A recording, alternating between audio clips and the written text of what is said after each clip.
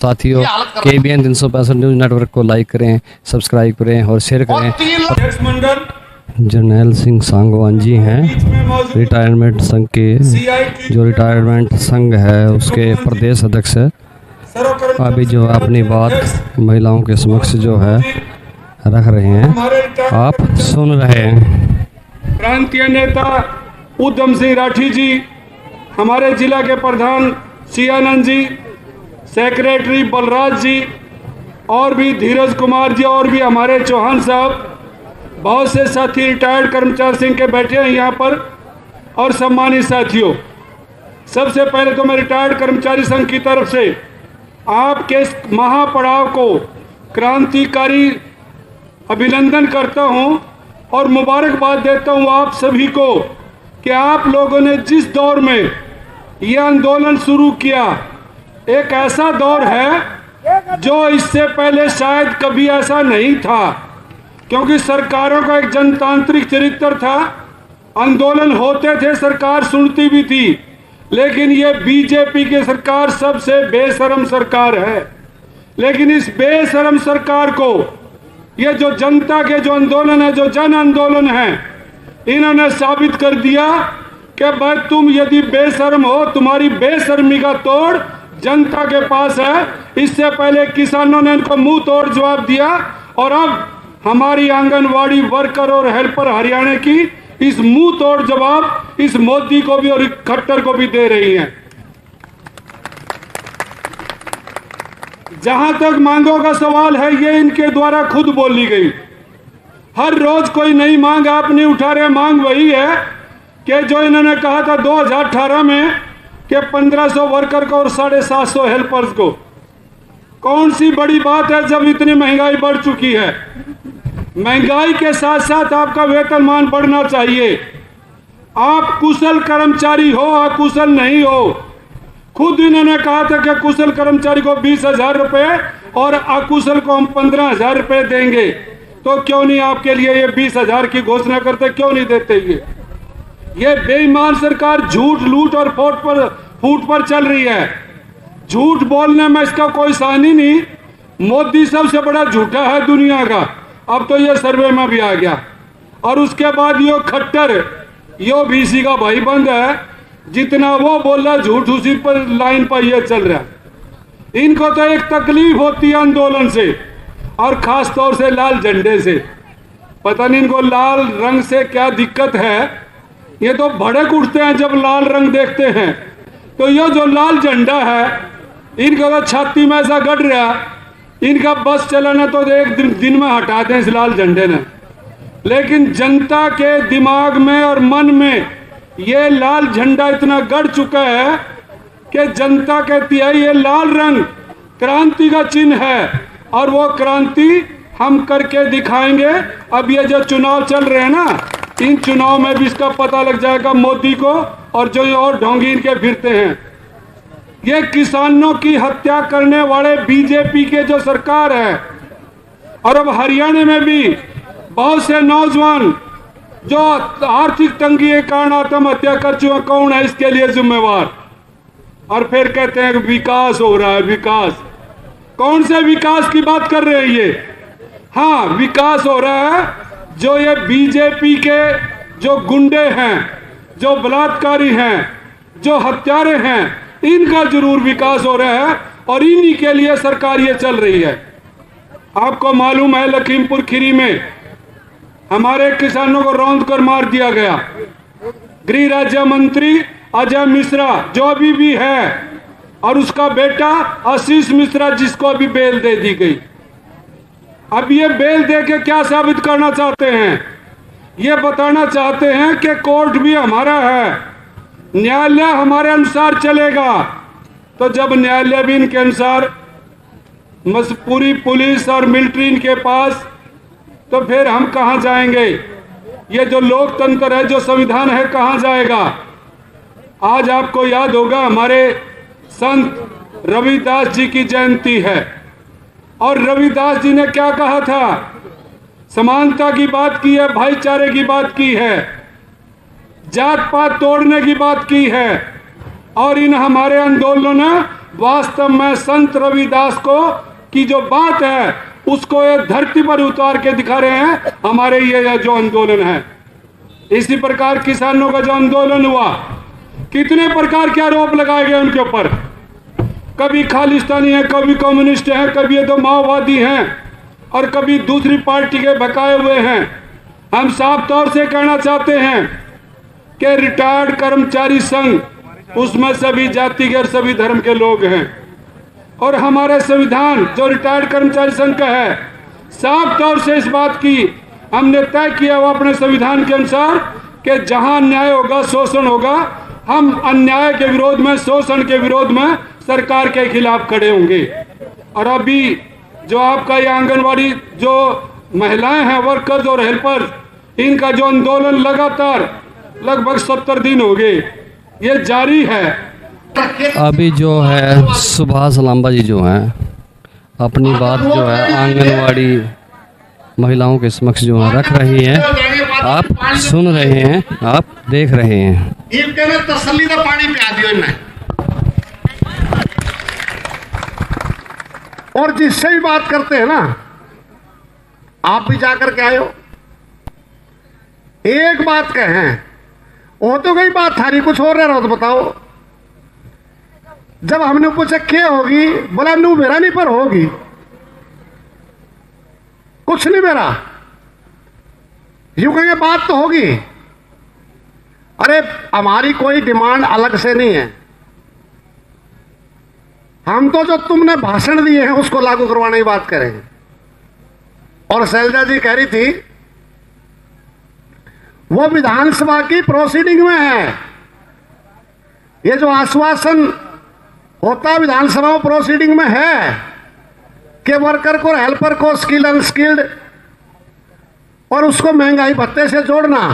और है नहीं, 19 में 2 किस्त भी तो दी थी, एक 18-19 में 2 किस्त मिली है, थारा भूल चूक लाग गई होगी। 2 एक बार इकट्ठी दी थी, वहां थोड़े पीछे होंगे इसलिए दिखे को नहीं होंगे। हाँ, मैंने कहा चाहे 1 दी चाहे 2 दी, इसका मतलब क्या है, जो तुमने कहा था वो ठीक बात थी, उसको 1 किस्त दी, बाकी क्यों रोक दी भाई, बाकी क्यों रोक दी? इसलिए हम यही तो कह रहे हैं कि उसको रोकी हुई किस्त है उसको दे दी जाए। और इतनी तानाशाही अहंकारी सरकार हमने नहीं देखी। जो पिछले साल कोरोना में ड्यूटी करी थी उसके 1000 रुपए की घोषणा करी थी ना, है शकुंतला, 1000 की घोषणा करी थी,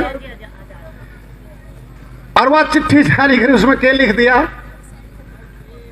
जो 12 जनवरी को ड्यूटी पर होंगे उससे न मिलेंगे। वो डाल दिया मैंने, मेरा है। 12 तारीख को हम कहां थे, हम जेलों में थे, जेल भरो आंदोलन में। डेट भी वहां चुनी है कि जुनसी 12 तारीख ने सेंटर खोल रखा हो उस तक देने, बाकी नहीं देने। और ये पीछे कब के थे, पिछले साल में जब हम ड्यूटी पे थे, ये पीछे उसके हैं, आज के नहीं हैं। अगर आज के पीछे हो तो आज हम हड़ताल पे है, कौन मत न दो, लेकिन जो पीछे काम कर रखा था 20-21 में तो दो। और कोई बहन जी मर जा, हम तो कहें इस पर लंबी उम्र हो, लेकिन एक्सीडेंट में 100 बातें हैं, तो चिट्ठी क्या है कि उसने देंगे जो 12 तारीख को ड्यूटी पे होगी, ना होगी तो उसने नहीं देंगे, मरे बच्चे भी। इससे मतलब क्या मैं कहूं, कोई सरकार हो सकती है? सत्ता के नशे में चूर है, अहंकार में डूबी हुई सरकार है।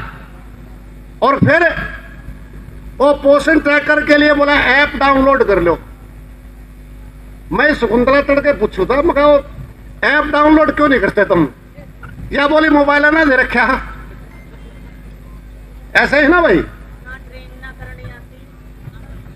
अब अगर ये इतने ट्रेंड होते हमें, तो फिर सीडीपी और पीओ की कुर्सी पर हमें ना होते। मतलब अठन्नी कोई दे नहीं रहे, मोबाइल कोई दे नहीं रहे। और कल चंडीगढ़ था, मेरे को तो न्यारी बात मेरा पटा, क्या पता पड़ा, 8,000 रुपए मोबाइल खरीदने खातिर है, लगातार 4 साल से बजट आ रहा, वो लैप्स हो गया, पैसा सैंक्शन हुआ, खरीदे नहीं है। तो कार्रवाई किसके खिलाफ होनी चाहिए? डायरेक्टर के, कमिश्नर के। और कार्रवाई किसके खिलाफ हो रही है? तारे खिलाफ हो रही है। घर की वही काका लिखनिया कुछ लिख दो, वो है ठीक।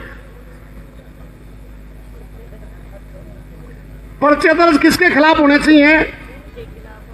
उनके खिलाफ और हमारे खिलाफ। जो प्राइम मिनिस्टर की घोषणा के पैसे ले रहा है, आगे ना दे रहे हो, तो प्रधानमंत्री यहाँ आईबी वाले भी खड़े हैं, इंटेलिजेंस ब्यूरो, जो डायरेक्ट केंद्र सरकार को रिपोर्ट देते हैं। ये रोज दे रहे, 70 दिन हो गए कि जो प्रधानमंत्री ने घोषणा करी थी और जो पैसे 60% केंद्र सरकार देती है, 40% हरियाणा सरकार देती है, वो 60% पैसा हरियाणा सरकार अक्टूबर 2018 से लेने लग रही है। थारे इतने बड़े पेट हो गए। प्रधानमंत्री हर बात पे बोलते हैं, इस पर क्यों नहीं बोलते?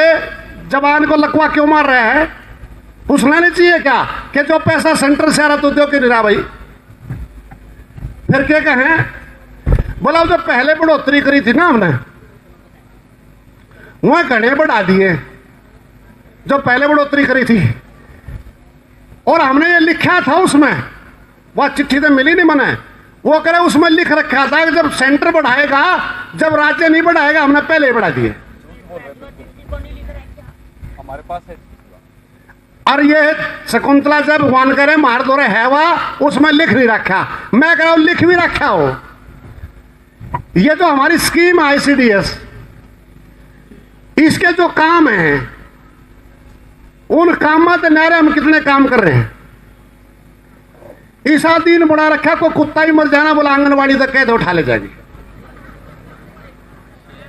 BLO की ड्यूटी, BLO की ड्यूटी गवर्नमेंट एम्प्लॉइज, पक्का कर्मचारी की ड्यूटी लगती है BLO की। एक दिन एक बहन जी बैठी, मैं किसी काम पे गया, मगर बहन जी कौन से महकमे में लाग रही है? बोला आंगनबाड़ी की वर्कर हो जी मैं तो। मतलब काम सारे रेगुलर एम्प्लॉइज के करा रहे हैं। और अब ये जो टर्मिनेशन की प्रक्रिया है, ये जो गवर्नमेंट एम्प्लॉइज के सर्विस रूल है, उसके हिसाब से प्रोसीडिंग है।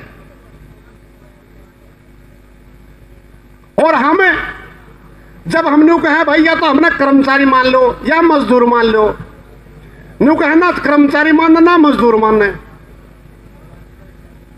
75 से 40 हो गया स्कीम है, न्यू कहे 12 साल में कुड़ी के भाग जाग रहे, माना कितने दिन हो गए?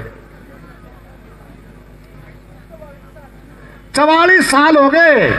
स्कीम ही है।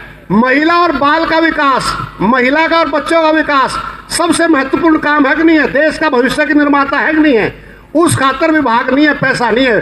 बाकी गीता महोत्सव मनाने के लिए 600 करोड़ खर्च कर सकते हैं, हमारे 400 करोड़ 450 करोड़ रुपए मार गए। और फिर क्या कहें? बोले यार तुम ना सरकार के नारे लाने ही लाने हुआ करें, यूं भी कहें, मगर सरकार काम इसे करे भाई। नुका सरकार ने तो इतने बढ़िया बढ़िया काम कर रखे हैं कि आज तक कोई नहीं कर पाया। मैंने कहा एक अलग गिनवा दे। फिर बोला धारा 370 हटा दी तो आज तक किसी ने ना हटाई। बेरा होगा तुमने भी थोड़ी बताना तो। और जब हटा रहे थे क्या करते? हरियाणा में सुथरी सुथरी गोरी बहू लाएंगे, चिंता ना करो, एक बार हटने दो इसको। आई किसे के बहू कहां से? और बोला प्लाट खरीदेंगे कश्मीर में। अरे तुम करनाल में ही खरीदवा दे, पैसा तो खा गए सारा हमारा। कश्मीर में तो जब प्लॉट खरीदेंगे हमें।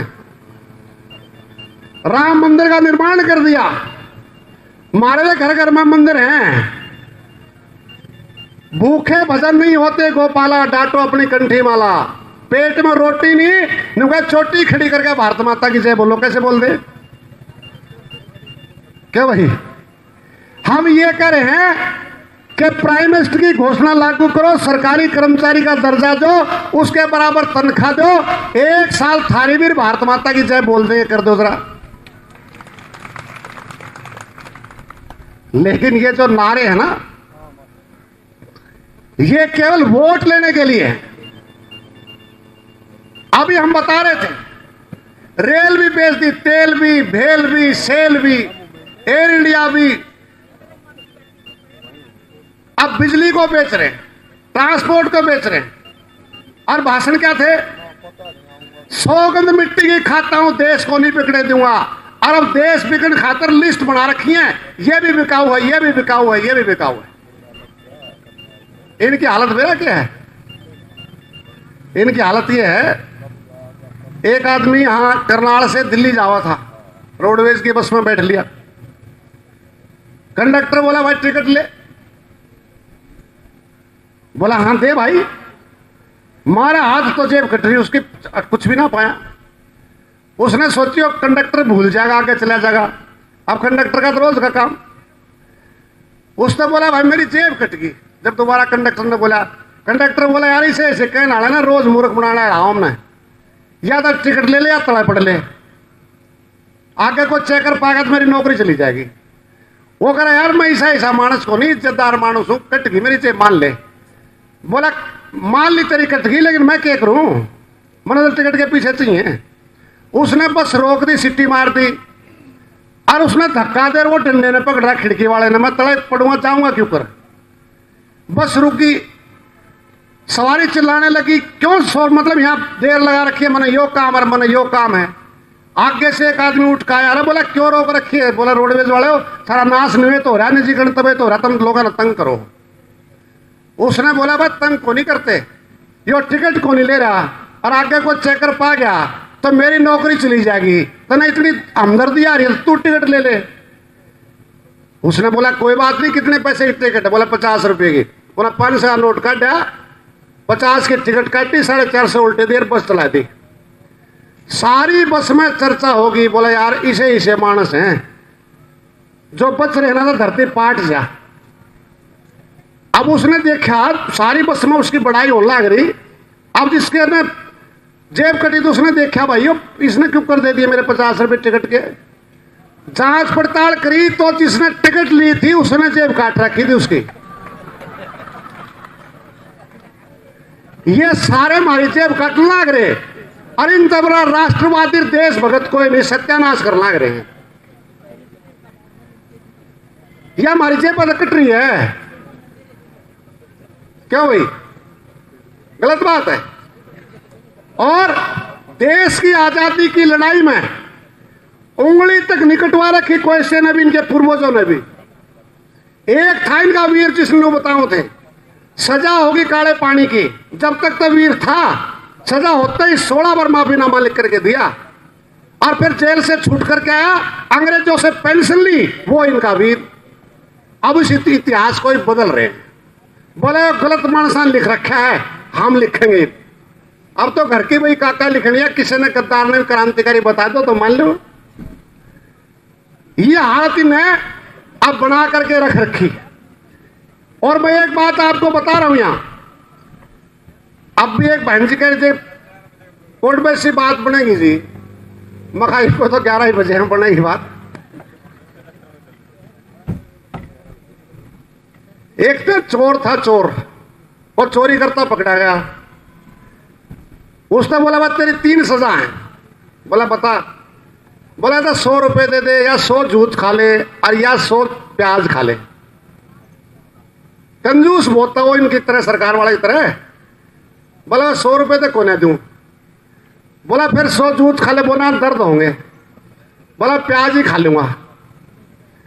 प्याज खाने लग गया। 100 प्याज खाई देंगे क्या? 5-7 खाए, पसीने पानी पानी हो गया। बोला ना भाई, मैं तो 100 जूते ही खा लूंगा। फिर जो है जब 100 जूते लागने लग गए, 10-15 खाए, लमलेट हो गया। मतलब 100 रुपये दे दूंगा। सरकार सारे काम करेगी ना, हमारे 100 रुपये भी देगी। अब न्यू हो रही है सरकार तो यूं कहे 1-2 दिन और टका दो, ये भाग जाएंगे। और हमने करा 70 दिन हो गए, तो परीक्षा में हमने गोल्ड मेडलिस्ट हासिल कर लिया, गोल्ड मेडल है, हम भाजने वाला मानिए तुमने बता। उसमें शर्त ला रखी है साथियों, अभी जो है क्या सर्व कर्मचारी संघ के प्रदेश अध्यक्ष है लिखित परीक्षा होगी। सुभाष लांबा जी अपनी बात जो है महिलाओं के समक्ष रख रहे थे, आप सुन रहे थे। साथियों, KBN 365 न्यूज नेटवर्क को लाइक करें, सब्सक्राइब करें और शेयर करें।